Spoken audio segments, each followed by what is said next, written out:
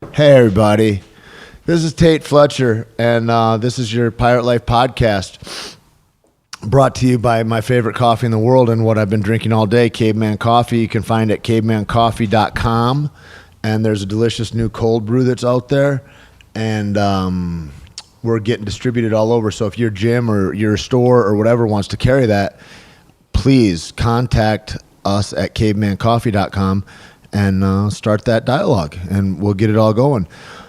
Also, nuevacerveza.com, a nice little Mexican beer, and it's they say it's delicious. I don't drink beer, of course, but everybody loves it, and they are raving about it, and we're almost internationally distributed right now. It's a real strong brand throughout New Mexico. My friend Marcos and myself have put together, and it's a trip, man. And also Concrete Cowboy in Dallas, Austin, and Houston. ConcreteCowboyDallas.com. You can find out a bunch of information there, and we'll be hiring in Houston soon. So check all that out. A big Tait Fletcher. Powerful Tait Fletcher. Is a real alpha male. Weightlifter. He's a stuntman. Movie star. Robust, enthusiastic individual. He's huge, by the way. He's like a monster person. One of the sweetest guys I know. He's bigger than life. Actor. Entrepreneur. A fighter. The jiu-jitsu technician. He's also bald and he has all these tattoos. He's just a big fucking man. A man, a myth, a legend. Tait Fletcher. Tait Fletcher. Tait Fletcher. What's up, Tait Fletcher, you fat motherfucker? Tait Fletcher. Tait Fletcher is Tait Fletcher. Teddy bear motherfucking Fletcher, ladies and gentlemen. That's Tait Fletcher, everybody. The great Tait Fletcher. Tait the animal Fletcher. Tait the savage Fletcher. Always moving. There's no stillness with Tait Fletcher. You will find no dust. Tait Fletcher's in the house, ladies and gentlemen. He just said the word erection. Tait Fletcher. Tait Fletcher's in the fucking house. Tait Fletcher! Tait really blasts out some serious hardcore truth bombs, and I think you're really going to enjoy it. All right, so we're live on Pirate Life Podcast, and we got Cowboy decided to come in and make a little time in his hellaciously busy schedule between Being killing awesome. animals, racing cars, slamming beers, and punching dudes in the head better and better every day. You're just fresh out of a swim workout, and Yeah, when you were telling me that, you're like, yeah, I'll be done at swimming after 12:30 or whatever, and all I thought was, I'm so fucking glad that I don't do anything in my life where I have to go and maybe lose consciousness from oxygen deprivation in a pool or something like that. How was your swim today? Was it fun? You hit it right on the head because he makes us hold our breath and do a lot of swimming, and you come up sometimes down and back, and you're like lightheaded and seeing stars. Like, oh man, he's like, all right, let's fucking do it again. Right. Brutal. So yeah, we were up at 4 a.m. duck hunting to strength conditioning to swimming. And Do you call duck hunting strength and conditioning, or is that more of a meditative let me thing? tell you something. Today's duck hunting experience was a little different than most. Whenever I watch hunting shows and I see people like in the wilderness and they get lost, I'm like, what an idiot. How do you get lost? Right. Bro, we got lost today. Bad. Is this land that you hadn't been used to going to? Yeah, well, I used my iPhone. We were trying to find this duck blind. And That's kind of sketchy as it is, because even if I'm in downtown LA, my shit doesn't always connect very well. You know what I mean? Like, you're in the fucking woods. We head off, we start bushwhacking. Somehow we get spun around and we end up back at the truck. Right. I kid you not. And I was like, what just happened? And then we're like, all right, clearly that's not the right way. Let's go this way. And we do it again and get completely lost. And yeah, it was nuts. But then we finally found our way. Some old guy with a flashlight just jogging or something. It's it was a hard time of the day, too, because you're like, I want to be there a good half hour before it gets light. Yeah, Like, you have to be. You got to get set so you're down hidden. that's the same as deer hunting in Yeah, Michigan. sure. Same shit. You know? Which I don't understand why you have to be there before the sun up. Well, because does a fucking deer not eat at noon? Because they've got that, but they all come in right at break, know. right? They start wandering. crazy. They've got their own timetable. it is. You don't hunt like that in Colorado, though. You're more hunting trails and stuff, right? Yeah, You're not yeah. waiting. You're more stalking in that way, Stalk and it's 'em. longer shots. Are we talking about the bar? So how was the success duck hunting? Well, it was a fail. Today was practice. We were practicing for next time. You were training your dogs. Training our dogs, yeah. Basically. They did really good, actually. Good. The little That's kind of the puppies. best component of duck hunting, because you don't want to have to wait out to get your ducks. You want No. a dog that is into doing that and not mutilating them on the way back. Yeah, my girl Lou, she's a year and a half. She's solid, man. Super trained. I just got a new puppy. Is it a lab or what? Yeah, lab. Yeah. And I got a chocolate lab. He's only 10 weeks old. Who's out there today. And the gunshots didn't even phase him. He acted like he didn't even hear nothing, so it was cool. Do you use bird? Do you go like for woodcock or grouse or anything like that? I go dove, pheasant. Pheasant's my absolute favorite. Turkey and Dove duck. sucks. I mean, they're fun to shoot, but it's a bummer because it's Nothing like to it, here's yeah. a half a Yeah, after you teaspoon yeah, of meat. right. Like it's like, and that's a lot of work if you're yeah. doing that yourself. We feed him to our pig, so Yeah. it is what it is. I got invited to a duck hunt in Canada, which seemed like a terrific pain in the ass for what it was. And they're like, we just shoot garbage bags of ducks. And I was like, and then how do you get them back? And all. They're like, we just leave them, whatever. Yeah, And I'm not super interested in that. Like, Yeah. that's not really my kind of hunt so right, much. I'm with you. The ducks we breast out, make duck jerky, and then I feed the rest of my pigs. So I had duck jerky. it's pretty good teriyaki duck jerky. I'm gonna have to come out and see the freezer at the ranch. It's all right. It's a good deal. Good deal. I like it. So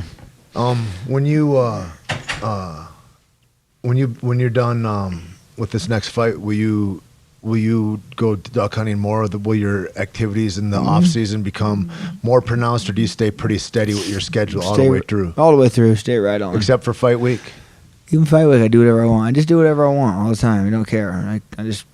Is the rule? Is that just the loose term for it? The Donald Cerrone rule when they came up with hey, please don't do anything extreme like mountain climbing or jumping out of a plane while you're under contract with the UFC. Yeah, but they just turn a cheek now. It doesn't matter. I can just do whatever I want because I've never not showed up to fight. I've never. How shitty would it be if they enforced that with other guys and they're like, we made it for Donald, but you know what? Yeah, it's all right. You're going to lose a contract over it, kid, because you're not him. Well, the worst thing that happened is my life's so like go, right? Yeah. So this new planning, the USADA or whatever. Right, the WADA deal, Yeah.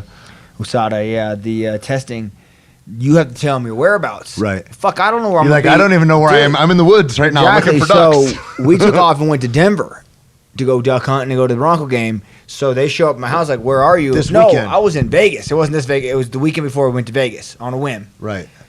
And they're like, where are you? I'm like, oh, I'm in Vegas. And they're like, we're at your house. And I was like, well, that sucks.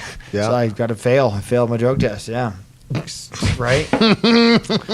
So that's that. Because a no-show is a fail. They treat it like No-show. that, whereas like even though I'm in a city and you got agents that are here, I could go to any office. And I told them I was They're actually going to going treat that to as a get fail, my- as if you ran out the back door Yeah. when they came and up. that's what they thought. They said, well, we're going to hang out at your house for 2 hours. We got your house surrounded. I was like, well, I'm in Vegas. Fucking sit there all 9 day. hours away. I'll send you a picture in front of the sign right I now. didn't even- Let and me go I to was- Dana's house. I was there with the UFC because I was getting my blood drawn. So I went and got my blood drawn for my medicals and all that while I was in Vegas. So I was like, I'll just get another thing drawn that doesn't work like that. I was like, oh, whatever. That's some Gestapo shit. To me, that whole thing, I don't know what your thoughts are on it. It doesn't, Dude, like, the whatever. absolute- A lot of guys won't speak on it. Like I talked to I'll speak on it. some guys, but like to me, it seems like some silly pussy kind of shit. In regards to like, I heard Nowitzki talk about it, and that dude just seems like a super nerd to me. He seems like the ultimate of snitches and like super nerd cops. Right. And the way he starts off, he has to begin by saying, well, it's for the kids, you know? And then he's like, homeboy, who's the black guy that knocked all the baseballs across the town that they brought up on charges? They brought him up in Congress, right? Barry Bonds. Okay. And then they find out that he didn't even cheat or whatever. They're like, but he says, well, but he lied to Congress. It's like, Right. well, he wouldn't be there if you guys weren't harassing him all the way up to this point, right? And It's unbelievable, man. And so, like he says, and it's for role models for the kids. It's like, if that were true, booze would be illegal. You Yeah. wouldn't allow parents to smoke in cars with their kids, or Yeah. like there'd be different. It's not for the kids. Now you're using that as an excuse because you're a super fucking nerd snitch Yeah. with a job that you want to lord over super athletes so you can feel more powerful in your inept, impotent little state of life. I'm sorry, Mr. Nowitzki, but that's kind of how I feel about you. That's some rude shit.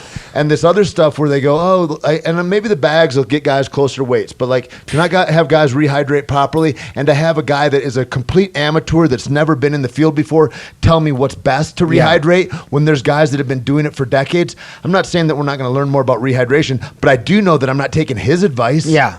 Dude, the it's so stupid. Like, why would you not want your athletes to rehydrate to their full capability? I don't understand. Makes Yeah. no sense to me. I mean, Like, what we do know, no heavyweight boxers die of head trauma. What we do know is that all the guys that do die, which happens every year in boxing, are lightweight guys that cut a tremendous amount of weight. Yeah. Like there's a correlation, a ratio between the water retention in your head and you being able to sustain conscious or I'm sure. hard contact. Absolutely. Got to be. But yeah, I mean, that's so stupid. I don't know why they put all these rules into play, but whatever, man. I'm still going to kick ass. It don't matter to me. You're one of the guys that it's like, regardless of that, you're beyond. It doesn't matter. Let's go. The other thing I feel about it though too is that like if we know that like whether it's HGH or whether it's test or whatever anybody's doing, which a lot of guys do. Sure. To have guys not do that, you're taking away their ability to make a living. And what I mean by that is that you're gonna for sure shorten guys' careers. Yeah, absolutely. Right? Because if I can't recover, like I'm not going to be able to fight to as old an age, I'm not going to be able to have as many fights. I'm not going to be able to take as many fights within a year. Like at a certain point in your age, that's going to start to be dependent upon that. And so they're kind of shortening careers in that way too. Sure. I don't know. And what do you think about it as a guy that's still active in that of going, I'm going to go against a physiologically a superimposed being that has been taken outside nutrition to be able to fight me? Like, has that ever been a concern of yours? Yeah, like the guy I'm fighting, Dos Anjos. No, I don't know.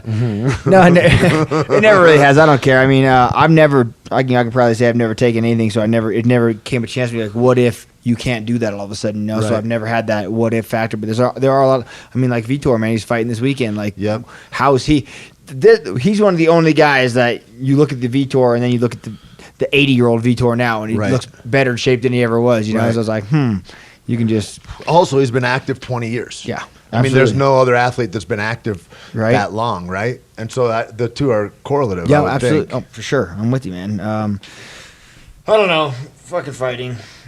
Those dudes, when I heard Joe talking about it a little bit, and he was like, well, what about guys that are doing gene work and now with myostatin inhibitors and things like that, and saying, you know, when that stuff comes up, everybody's going to want that. Like, everybody's going to go, I'd like to be leaner and stronger and in better condition cardiovascularly.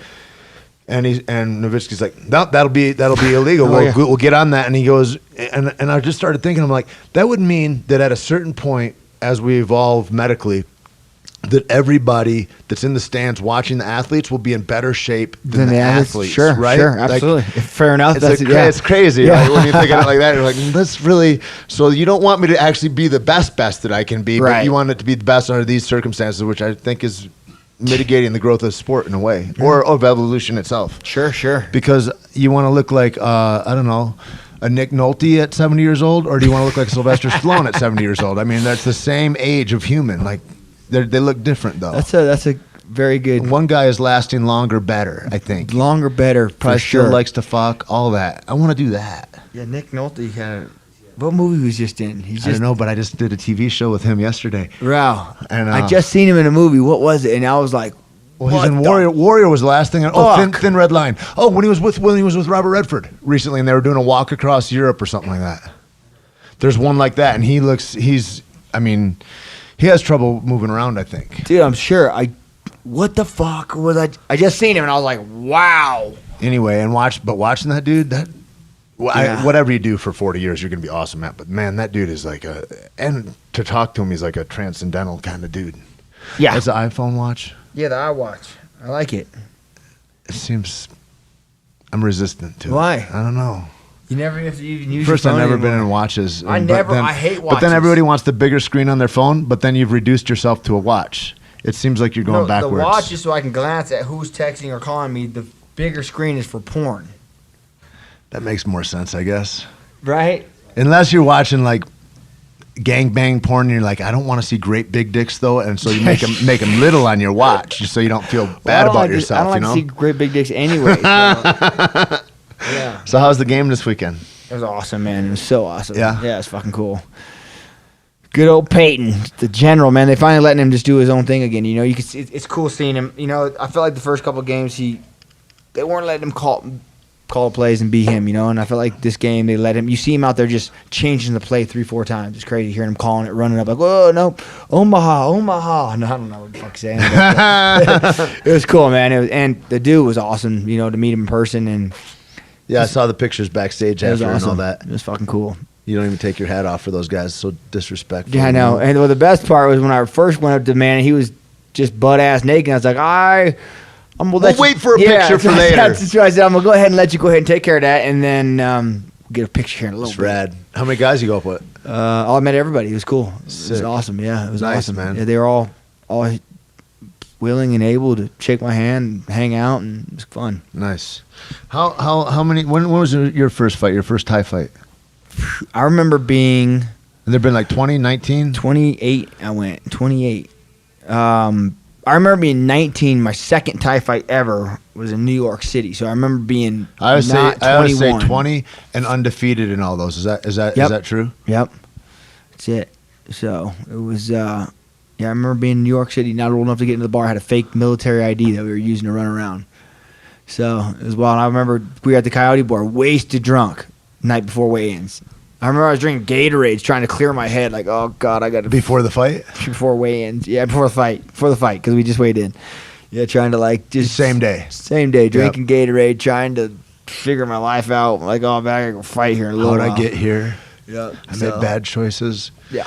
What brought you up to that? Like, when was the first time you started thinking, man, maybe I'd like to do that? A buddy of mine, Mike Baldwin, man, he we fighting is what we did. It was get pussy or How old? fight.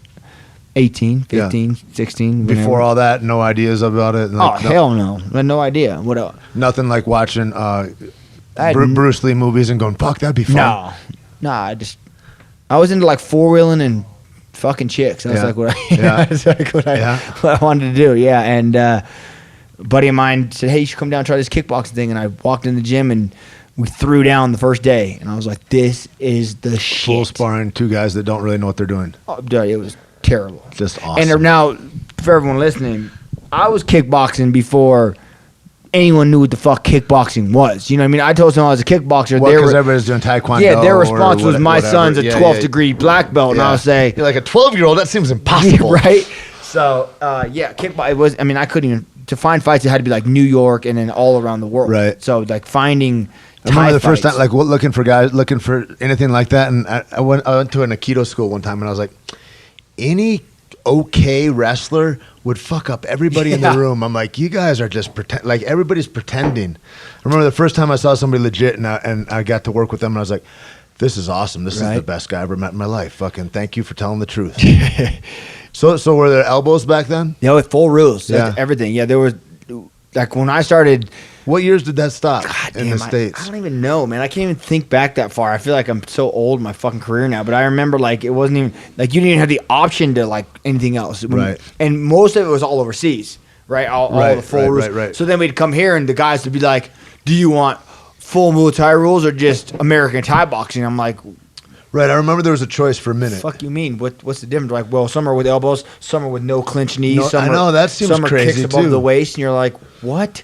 So it just started like once kickboxing started getting bigger, then MMA took over, and now I think kickboxing is starting to roll back. You know, what I mean? Really is. Yeah. There's all those guys at CSA gym and Calvin. Right. Like they're doing great, man. And I it's love just- watching those guys fight. It was just, but anyway, we threw down the first day, and I was like, oh, this. And then the guy said, hey, I got a fight for you in New York.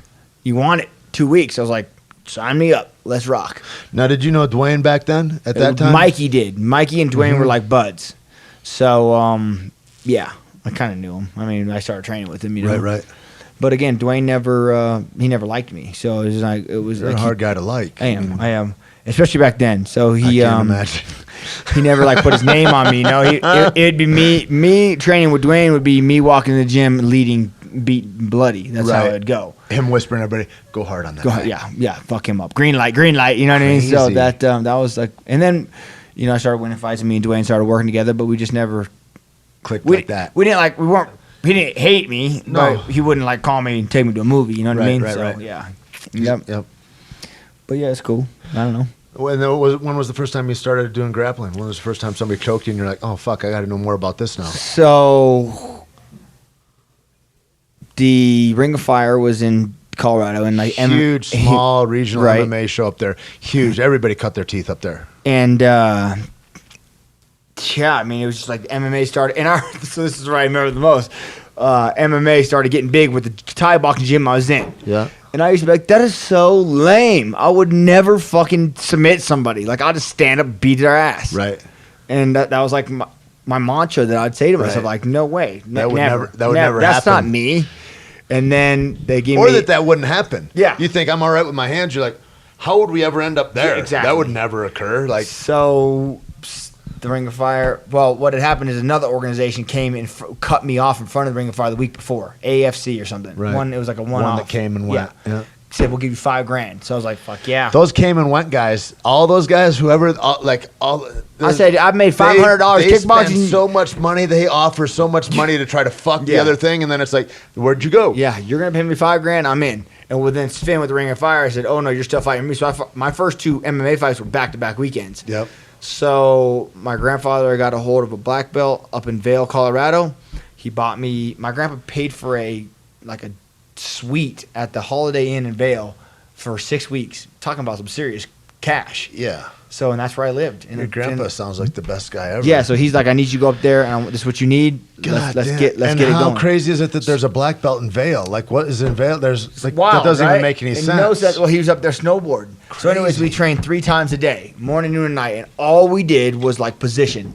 We didn't do any and just striking. you and him. Just me and him. That's the worst too for him. Yeah. Oh yeah. But he was making money. So I know, but still, that sucks. So 3 times a day. That's all we do. We position. Like if this, if that, this, right? All off my back because of course. We figured I could take me down. Yep. So fucking fight starts. Bam, dude takes me down. Triangle, win. Next fight, guy takes me down. Triangle, win. I was like, fuck. From the pussy who said I ain't gonna take no one down and submit him. That's what went on. So, and then I started just going to Vail and training with him a lot. What's his name? Carlos Cavallo. He's actually Matt Brown's is he? Instructor. So he's now. in Ohio now or something? Yep, exactly. He Crazy. Moved. Yep, he's in Ohio now. Matt's a nice fucking guy. He is. And I see Carlos all the time. I say, hey, Carlos, don't make me fuck your boy up. So it's cool. Yeah, Carlos Cavallo, man. He's a wild motherfucker. Rad. That's cool. He's still doing that. Yeah, still doing it. Yeah. So I've been all around the world with him. He used to come with me kickboxing, and because I was both then, there was no. I couldn't. There wasn't a separation. Yeah. I could do either one. Yep. So, which we would all the time, and it was fun. And I'd go to Vail and snowboard 80 times a season, and that's all I do. We'd train, snowboard. So cool, man. That's all we do. What a fucking great time. And then chase women. Man. And there's just only rich women up there. Only rich women, and then the 13 Argentina women that come up there for the season. Really? Yeah, it's crazy. There's like a giant, like Ecuadorian, Argentinian. Oh, and Chile? Because they've got the fucking mountains through there, and they all ski up there, too, and then they chase the snow. Chase the snow, and they'd come in Vail resorts. My sister got to Alaska. She was working at somewhere up there, Snowmass or something, and she's like, and then everybody goes from Chile to here to there. I was like, insane. Like, they just show up, and like Vail gives them a place to live, gives them a ski pass, and gives them a job. I gotta go to Vail. It's crazy. So, and they're hot snow bunnies. Yeah. So we just hang out with them. Right from the beach to the snow. It's crazy. Beach. Yeah, and it was a good time. And so then, how many? You were like 20 fights deep or something, and like maybe 3 or 4 MMA fights when I met you. I was like, yeah, but you met me kind of midway. God, I still remember going. I think Santa Fe and watching you fight. Maybe. Yeah, I think it was maybe Santa Fe here. I don't fucking remember where it was. Keith was cornering you, and Isaac, the Beaver. God damn. So I was like 8-0. And then Leonard came a little bit after you. Yeah, before me. That's how I came, was Leonard. So I get a fight. Because all those guys in Lubbock, they had something. Because I remember seeing them at Ring of Fire and stuff. That's where I met Leonard. We were up in Denver. Exactly. And it was, I don't know if I want to say it was Leonard's brother, but I don't know if that's. No telling. I don't know. Anyways, no telling. There was a couple brothers that would fight in Ring of Fire pretty regularly. But Leonard was definitely one of the dudes. Yeah. And Leonard would come with his fucking grill, gangstered out, make me laugh my ass off. One of the best all the time. stories I ever heard about a street fight, like Leonard's like, that's why I don't fight in the street anymore. And he was talking about being at like a Denny's or something with his family or his girlfriend or something, and the guy just kept pushing it. And he goes outside with him, and he's like, whatever, if you want to get this, you know. And they go at him, he bowls him over, is on top of him, pounding him, maybe in his guard. Maybe he took him down to the guy's guard. I don't think the guy knew what a guard was, probably, but and he says, and then he just brought his arm up once and it wouldn't come back down again. And he just felt the dude punching him around. Yeah, and he'd been stabbed a bunch of times, and then the dude lodged a knife like in his shoulder, scapula or something, and so his shoulder wouldn't come down anymore. And he's like, and somebody's going, "Oh my God, you got a knife in you," or whatever. And he's like, after that, he's like, "I just was real hesitant." Leonard is to like street the fight. best storyteller I've ever met in my whole life. So, story probably didn't go as as Bible told that one was. You know what I mean? Uh-huh. So, I mean, probably a little It's different. exactly 100% truth as I heard it, and I believe that. So, anyways, trying to the starving. And then didn't you beat up a dude and throw a knife back to him? The guy Yeah. that pulled a knife on you? Yeah, so we were all riding motorcycles. I used to love riding motorcycles, you know. So this guy cuts me off, runs me into the ditch. I'm fucking livid. So I chase him down. And he's in a truck or something? In Yeah. a truck. Well, he runs down a dead end, and there's like a lot of guys on bikes, probably like 15, 20 of us. 'cause All they your got- buddies, all my yeah. buddies. So the son of a bitch gets off his truck and pulls his blade, and all my buddies get off the bikes to beat his ass. First of all, how crazy is that? Dude, you're going to go, yeah, here's 15 guys. I'm in a truck, but that's the only safe place because you're on a bike. Yeah. And there's just dirt. Yeah. But I'm going to get out, and now there's 15. Like, So we run him. We chase him, and he gets makes himself bad decisions. Bad decision, and ends up in a dead end. Holy So all the bikes. So all my buddies like, boo, right? They go to get his ass. Yeah. And I was like, no, like fuck, I'm gonna miss it. Right. So I fly up past him, I'm slamming my brakes. I remember just laying my bike down on its side, and I get off like, no, this motherfucker is mine. This is a Do movie. not- This is a movie. Do not. This is like Roadhouse. Yeah, it was cool, and he pulled a fucking knife on me, and I just went like motherfucker and head kick, bip. First Dropped thing, him. head kick. Oh yeah, frosted him, folded him back, and then I grabbed his knife and I threw it back to him like, you might want this bitch, and that was about it. Awesome. And he woke up and was like, nah, bad idea. So, but we didn't put the boost to him. We didn't fuck his truck up, you know. So It's fucking nice of you guys. yeah, That went the best way possible for him. Yeah, it was just a fucking head kick, knockout. Here's your knife back. Best lesson you ever learned in your life. I wanted. Hopefully you learned something from it. Yeah, I mean, all my buddies wanted to stomp him. You can't just run your guy. Yeah, dude. So he didn't get stomped. He didn't get. And with 15 guys, if a couple guys want to do that, it's hard to stop Yeah. the tide. Yeah, like, for the you know what tide, I mean? exactly. Because Yeah. a tide is coming. It's like for a couple cool heads to go, no. Like that's Yeah. fucking hard. They let it just all go down. So that was Heavy. But so the starving student trying to find Yeah. a fight path for all these guys is so hard. I had the same issues, like getting fights, they get canceled, right? Sure. Or somebody gets hurt or, Or they get pull hurt out or whatever right? the fuck happens. So that was my thing. I Yeah. fight for Tough Enough in Las Vegas. Show up for New Year's. My guy doesn't show up, you know? So I remember sitting there like, man, I can't keep chasing this dream. Like it's, at this point, it's a dream, right? I remember when Noak was going to go, fuck it, I got to go back to fucking Australia. I have to do I'm something done with this. Yeah, I can't keep waiting like, oh, I need to take this fight. This is the next one. Yeah. This is the next one, you Yeah. know, and then fighting for $600 because I mean, now my training camps, they run me like 20 grand. So if you think back then you're doing the same amount of training. What's the cost of your training camp? What all goes into that for like, just so people know, like flying guys in, feed, you know, when the guys come out and they train with me, typically I feed them and, you know, Sure. take care of, I try to. If they how want do to you go to pick the who you're movies, going to fly out? just all kind of depends on who I, who you I'm draw in the fighting. next fight and all that. Exactly. But we have cool. Then where do you find your feeders from? guy, you know, like I got John Evan Webb down here right now and Paul Felder, and they bring guys in that they train with and like, hey, I think this guy would be cool. They come in and you're either like, yeah or nah. And just over the years, man, we've been doing it a long time, so we know a lot of people, and we open our gym up to a lot of people and let them come down and try, and I'll know within the first When you're 10 in that kind seconds. of close contact with Yeah. something, all that shit goes away. You can know literally- exactly who somebody is. right away. Yep. In the first 10 seconds of me sparring, like, yeah, you're going to be all right or no. Plus, you have to be like a kind of outside of the box kind of guy to run with our crew because we don't take breaks. We just fucking run hard, whether it's playing, partying, all the above. You know? Right. So you got to kind of be Right. ready to like tell your girl, hey, man, I'll see you in 6 It's a different weeks. thing. Yeah. And also, even, I mean, it's hard enough. I don't know if nobody's experienced it. It's hard enough to go and walk into a strange gym. Like, Sure. that's a certain kind of athlete that does that. Even guys that are top-level athletes, they'll never leave their gym to go and work, even with somebody they knew Sure. somewhere else. It's like they just don't do it. There's not a lot of that.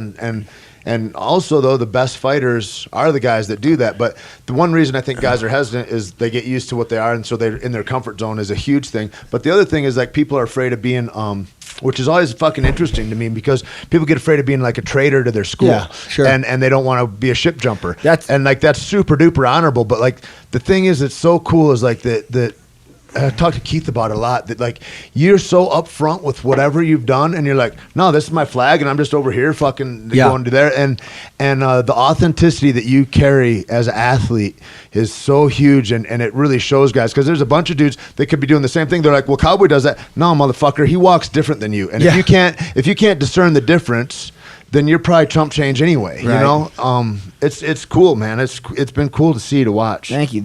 Yeah, we have we're having that problem right now, especially with Jonathan and Philly, man. They're Daniel Gracie. You know, he feels like they're trying to shift over, and they're like, no, man, that's the best training we can get with those guys. You know, we fly your flag, and that's by all means. By no means am I like, Jonathan, you're a BMF ranch guy. You know, I don't care. Right. I just want to train with you. Well, and the other thing is that it's also Greg is so fucking cool. Super cool. That like he's a guy that's like, please go out and find out whatever and bring it back, and like let's all learn and grow together. Yep. And that was the thing I really appreciate about whether it was Greg or Eddie Bravo or whoever, is like they both have such a huge giving kind of like, I just want to see this get elevated. Yeah. And there's no borders on it. Like let's all grow and evolve. And what we've really seen, like we've seen stuff in the cage in the last 5 years, which before that would have been impossible. And the thing is you look at guys like, whether it's like an Anderson Silva or something, go, he's untouchable. Right. He moves around and guys knock themselves out. Or you see Lyoto Machida, nobody was moving like that. Yeah. And you see John Jones, same kind of thing. You're seeing these kinds of things. And the crazy thing is like they saw Hoist weak-ass Gracie back in the day when nobody knew anything, and he comes out with magic in his pajamas and starts strangling guys, and people thought that was like, and it was crazy looking, but it was only based on everybody's ignorance. Yeah. So it was a trick, right? In a way, it was cool because it exposed us all and it gave us all the lifeblood. Well, he was the man when no one knew anything. Through which we go with, for sure, and it was rad, and I'm grateful for that.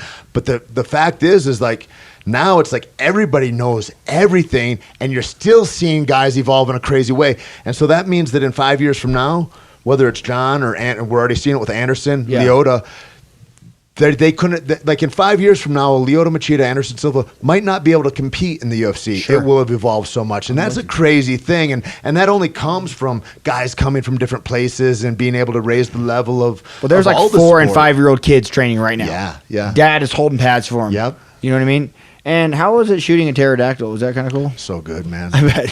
So fun. Dude, that whole trip out there. I got to go first time with one of my best friends in the world. Right. And so we're there, and then we're a block across. We're across the street from the beach. Right.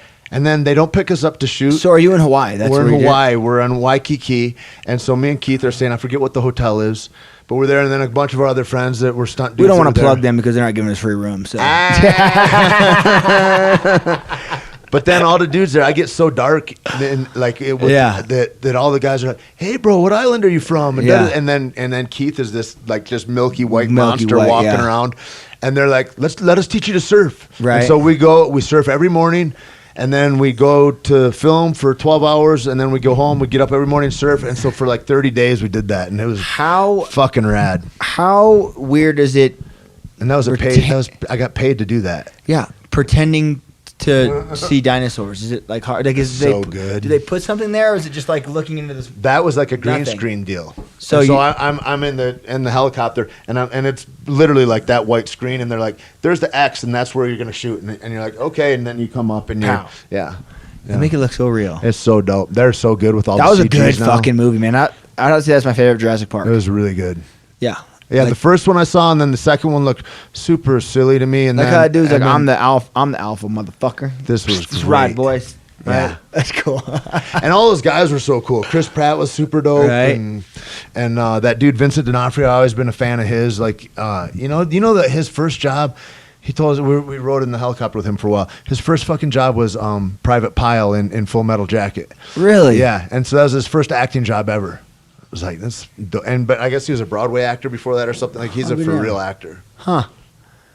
They're like, he shot a defenseless pterodactyl. I was like, it's a GMO. Yeah. Pterodactyl. Okay, that was genetically modified, and you don't want. And if it was a real one, I'll bust his ass too, just so y'all know. Now you were talking. I never had pterodactyl. I heard. Yeah, that better be great jerky. I bet it would be. You were talking about that 300 Win Mag that you got, right? And it's fully suppressed. Fully suppressed. Integrity suppressed.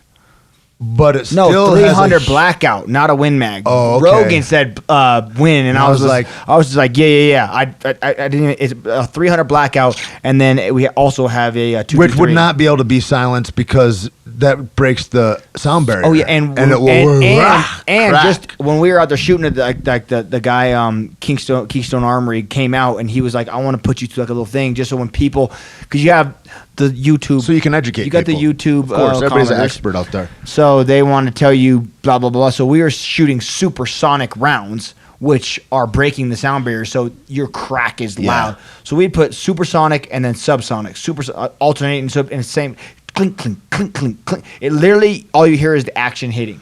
Crazy. Look, I'm gonna play a little video for you. I love that. You guys are gonna have to just hear it because Is this on YouTube or no? No, this is on my phone. Just on your phone?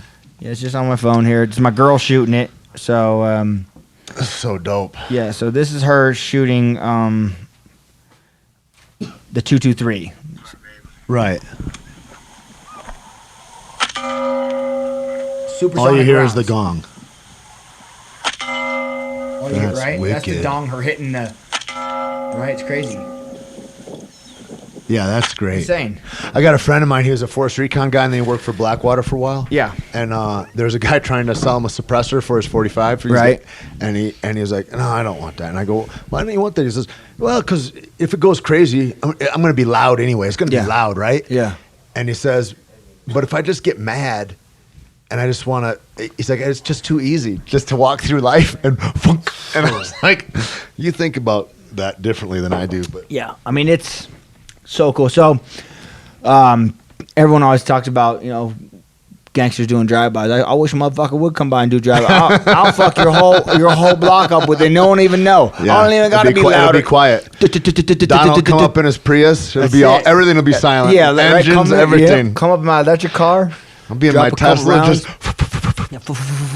just Yeah, breathing. So it was insane. The handguns too are unbelievable. 9 and a 45. It's just so quiet, Yeah. so quiet. Yeah, it's Yeah, crazy. that's so easy to suppress. So- oh shit, But Kyle Noak. Kyle the Noak. So look here, we walks got in. Jonathan Webb and Kyle Noak, the guys that just Amazing, fought one another. Amazing, Hanging amazing. out. And we got the What's up, black of the handsome? black right here. How you doing? Coolest black duck hunter. Podcast right now? Yeah. All right. All right. What's up, Noak? Thanks for coming out duck hunting this morning. It's cool. You missed out. never even invited me You duck missed. hunting. You missed all the ducks that flew by. I know you They didn't see any ducks at all. We saw 3. No. Took a shot at one. Oh, so Jonathan Webb's talking over here, right? I don't know. Killing. You want me to kill a pterodactyl? And I was like, dude, it's cool. Like, it's a population control. No. First duck that comes, he's just clapping on it, and then all he wants to do is shoot and kill everything now. So he went from saying a little Bible verse to just to whatever. I'll kill anything. He might take a shot at a bum on our way home. Do you guys eat the ducks though when you? We breast them out and make jerky, then I feed the rest of the pigs. So they don't go to Shit. waste. Yeah, the pigs I love like some them. duck jerky. They're good. Breast duck jerky. Except for Anything with breast in is good for me. anything breasted. He's a That's married, what he's a, I mar- felt he's a weird married too, man now. Johnson. Don't let him get carried away. Not married. He might as well be. His heart. Look at the hearts in his eyes. Really?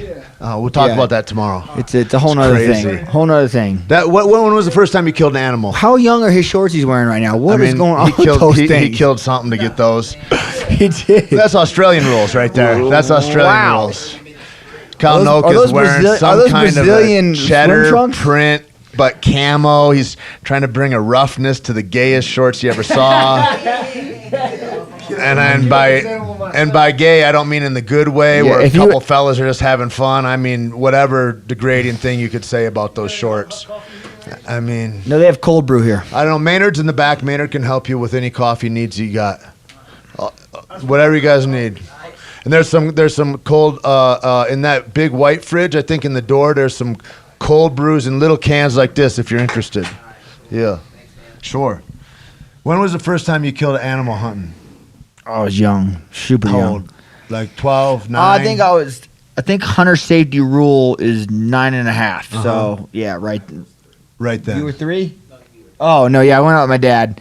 It was like the worst It was like the worst hunting story I could ever tell because we went turkey hunting, so I had to do this hunter safety thing. The first time everything's not going to be aces. So we go. My dad takes me far, talking about all this land. We're gonna be doing a lot of walking. We go down the dirt road, take a right turn. There's a whole bunch of turkeys out. I take my gun and smoke the son of a bitch right out the window. And my dad was like, yeah. Normally we don't do that over the car. Yeah, you can't. Oh shit! Get the bird. Let's go. We gotta go. So you know what I'm saying? Like, I was just so ready to and his ass got popped right out the window of the car. You didn't have any feelings about it? No, none at all. You out of here, Kyle? All right, call me later. All right. What about when you killed a large animal like a deer, elk, or something? Well, so my elk experiences, I grew up on a on Is an that elk the first ranch. large animal that you killed? Is it elk? Yeah, Because it's different shooting a bird than it is an elk. I'd kill elk for other people. That's the worst part. So that's what killed it for me. So I grew up on the elk ranch. So I lived on this elk ranch. So I raised these elk, right? $15,000 is what we charged someone to come out and hunt a trophy elk. So we get these doctors That's where and your lawyers. family got money? That was your business? Yeah. Okay, so you did like high fence, private game, So hunting we own trips. sections of land. So most people talking acres. Right. A section is 662 acres, right? And we had 500 sections. Okay. So you're talking like you would drive for 4 hours. Yeah. Anyway, so we have this river people would fish. We have all this land that people would hunt. We own these elk. Dope, I never knew that. Yeah. So I was wondering how. I'm in middle school. What is that? I just figured you were an oil baron or something. I this wish whole time. I had some oil money. Same. Anyway. So what's middle school? You're 10, 8, 13, 14, 12, right around there. And all these, my job is to feed these animals, and the guys would like want to go on come in their ridiculous safari gear, like they're on a big elk hunt. Right. And I'm like, nah, man, you could just hang out right here on my feed in like 10 minutes. And Right. Anyway, you could clap one right now with a pistol. Fucking You're whatever. good. It's so fucking lame. But anyways, I take these guys out driving. That's what I thought about on that duck hunt four-wheelers. I got offered to go on. I'm like, that is so. That's how I feel. I'm not into So it, these, man. These assholes, right, pay this large amount of money to go out and hunt. I drive them on the four-wheelers, make it act like it's a big deal. Right. They'll draw up on the You're elk, like, maybe they'll come up. and then they can't even shoot the motherfucker. They're like all scared and so shaky. they got shoot it or hurt it so or they'll hand something. it to me and I'll smoke it. No way. Yeah, They and don't then- even try. Yeah, they're usually like the adrenaline's too much. Like they can't do Wow. it. So they'll hand it to me. That's I'll drop wild. it. Then we'll walk over there. And all they want is the head. Go ahead and. They're just trophy guys. Yeah, they're like, go ahead and just go. Yeah, I don't care what you do with the animal. Just go ahead and box that shit up. Send it to me. That's some despicable shit. Dude, so it like killed my trophy, my elk hunting and big game experience for me. I mean, I couldn't even tell you how many elk I've shot. Shit ton, and like my favorite ones. But let me tell you something. When an elk is in rut and it's time for feeding, bro, got some scary shit. Yeah. Yeah, they're coming hot. I watched two elk fight once. I was over a bait pile for a bunch of whitetails. Right. And I hear just fucking a cacophony and a noise coming through the woods. They come out into the field, and then another one comes out in the field, and little does are on the bait pile 50 yards away. They don't give a shit. And these fucking elk are smashing those. There's huge antlers into each other, and it sounds like somebody is maybe in a steel garage with a baseball bat. It's cool just though. beating the fuck out of the walls. It's fucking wild. And I was like, and those deer, not impressed. They're just eating, and I was like, this is beautiful, man. No, they're Like, not impressed because it's they're like, cool. yeah, there's over there whipping like, his that's ass. their thing, That's yeah. their thing. Then the Yeah. dude whips his ass. Like, come on, bitch. And then just in ride. Michigan, we didn't hunt. I don't know, when I was a kid, it wasn't until I was 9 or 10 years old, I think, that they opened up elk for hunting. Right. And so I could literally, as a little boy, walk up to fucking elk herds of hundreds.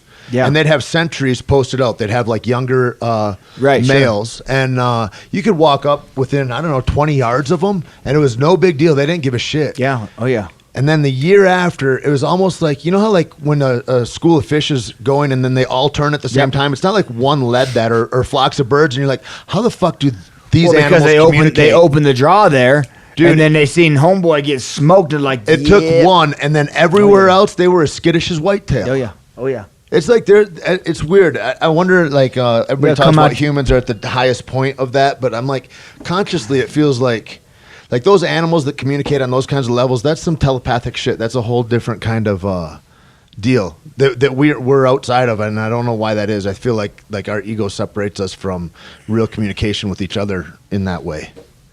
I wish we could just fight people for women still. Well, you kind of do that. There's nothing really.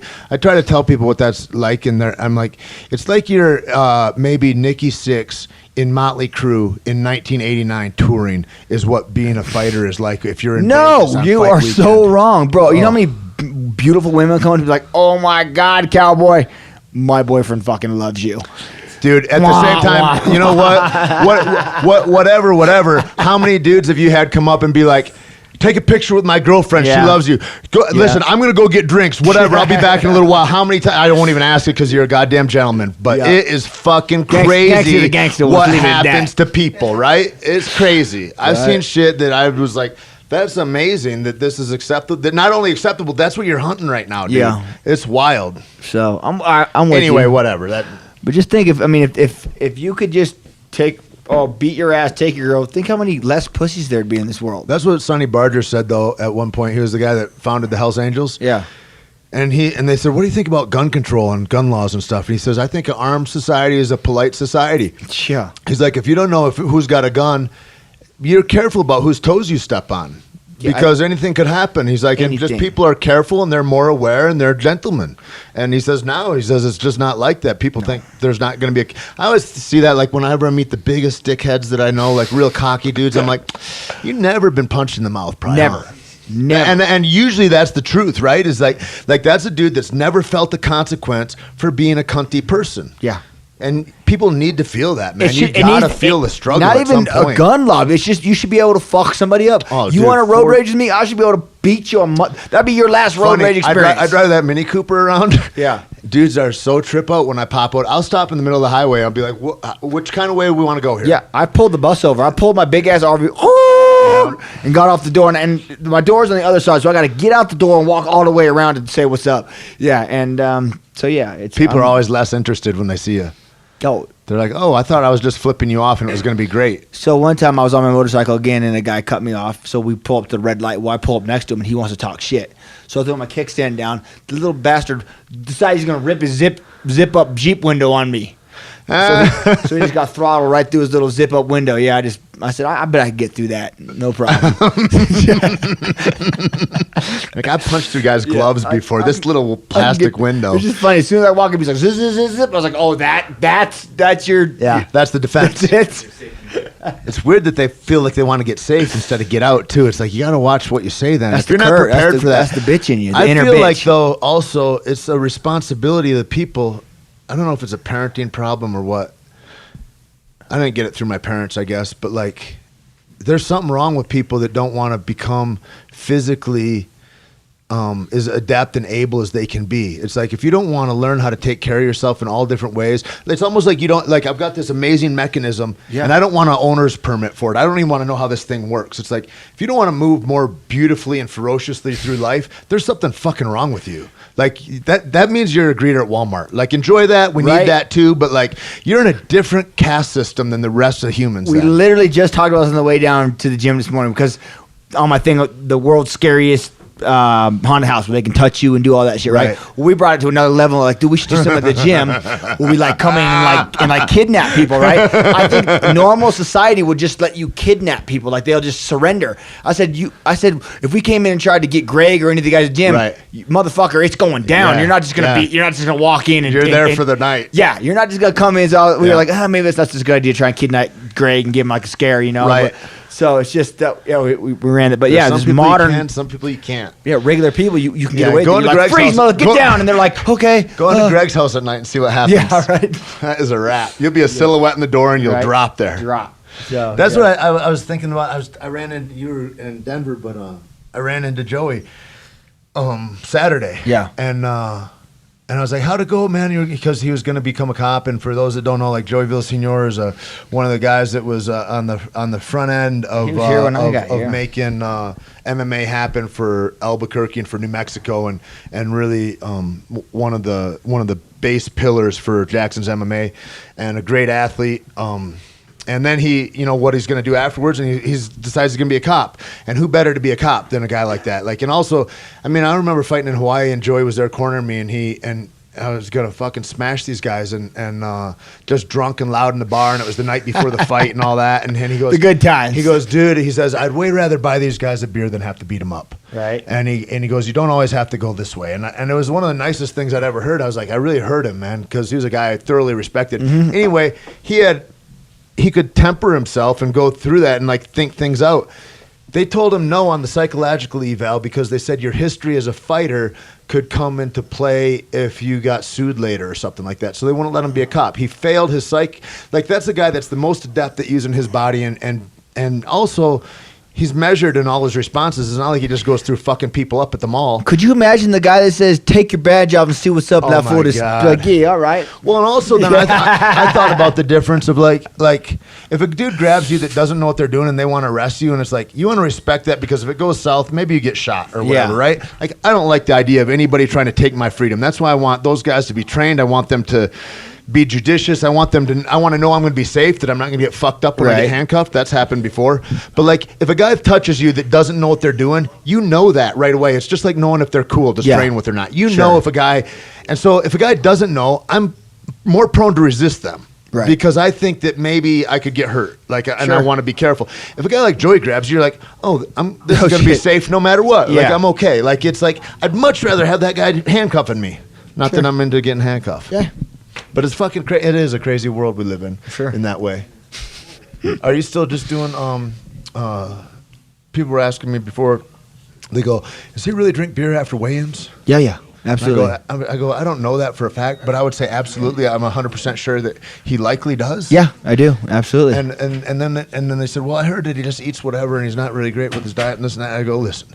I go, if you try to eat like that, you're going to have horrible results. I said, he's missing like half of his fucking stomach or something, or most of his intestines or something like that from an accident he's in. Like, he's not processing food the same way other humans do. Correct. Fair enough.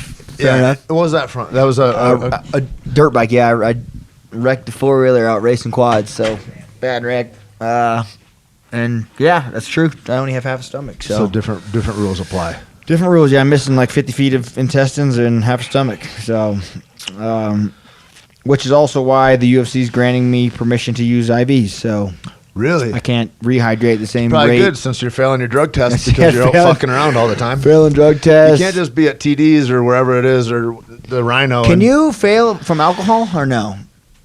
I don't think so. No, you can't even fail for weed. I don't think so. Yeah, you can. No, not unless you're in the fight. Oh well, there's different rules like about. What about me? Oh. I'm a huge. They don't want you to be too huge relaxed. ambassador for medicinal marijuana now. Well, you had a good experience with your arthritis or something on your knee or something like that, right? Yeah, it might be. I just arthritis. retore my shoulder again 2 weeks ago, and I'm like, I need to do something. I'm gonna go to Vegas. I'm gonna get stem cells.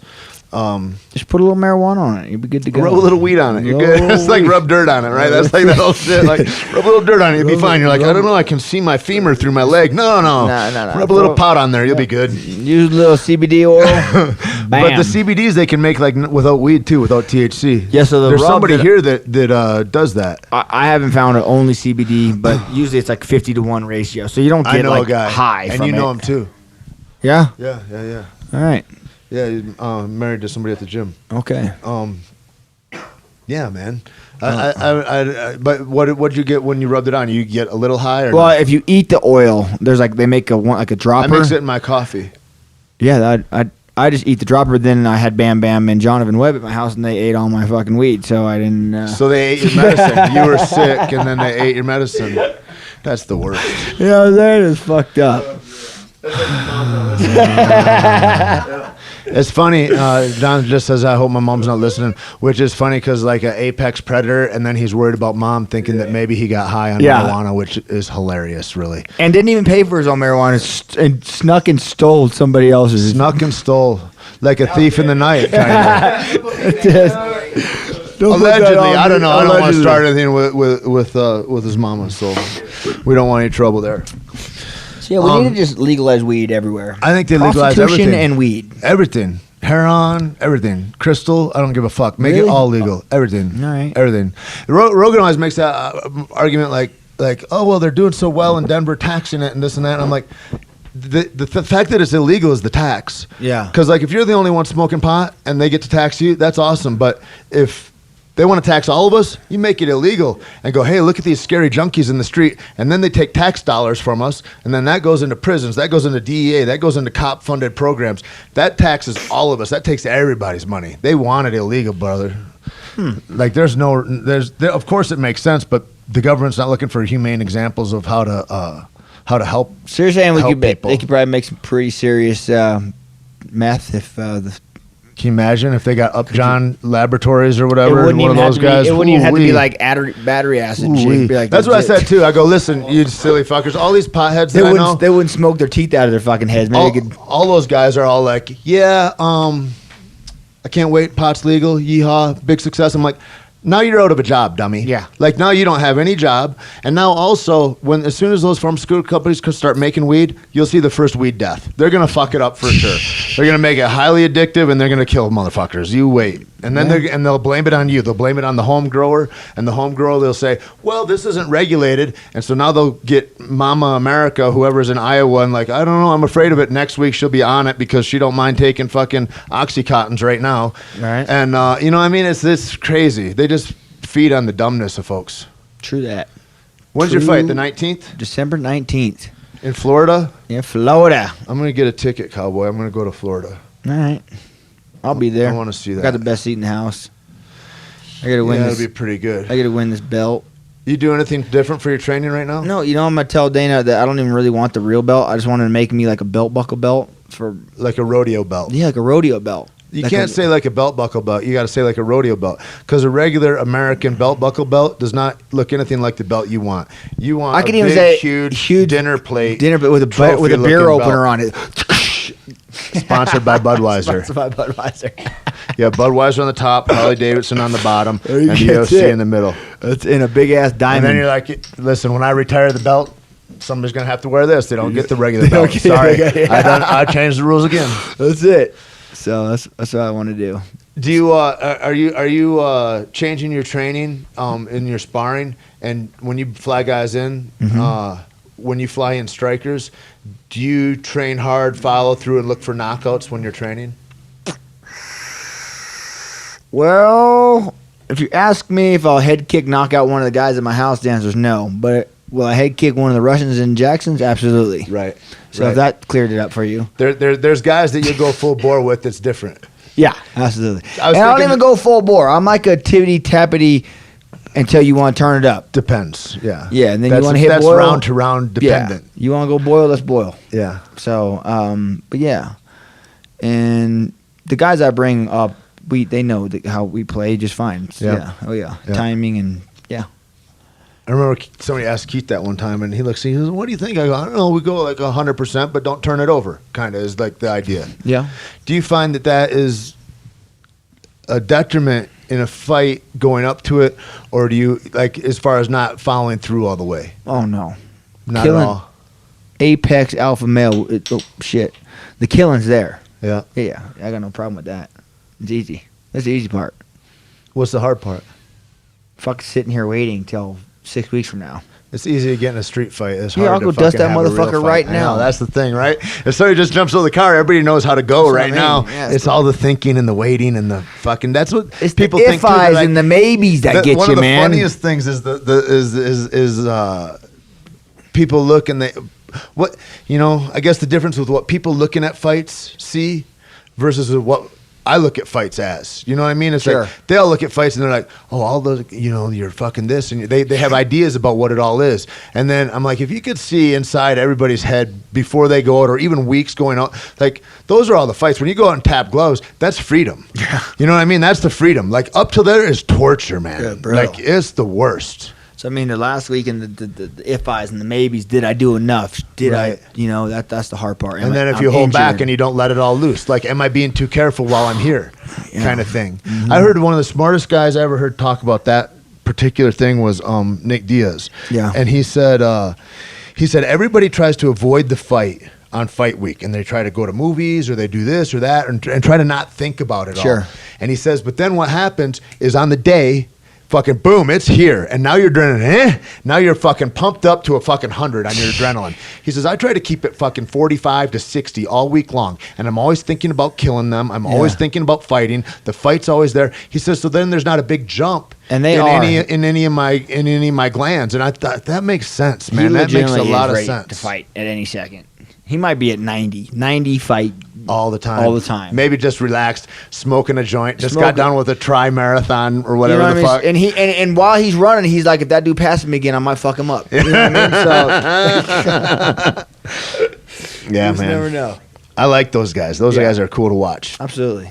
I mean, it's just in the way they look at it. I thought about it when I saw one of the behind-the-scenes things of him, and he was talking about how his how he was always fighting for his life. He's like, I don't want to sit there and press and pretend like I watched Carlos and Robbie the other day, and they're interviewed like right next to each other, and like that you want to see Nick Diaz getting interviewed like that, and he's like, I'm thinking this guy wants to hurt me and fuck him, and like he's a threat to my very life. Yeah, and he's thinking that from like schoolyard days is what he's talking about, stories of. He's like, I'd go into new places and dudes would all try to fuck me up, and he's like, I'm fighting for my life all the time.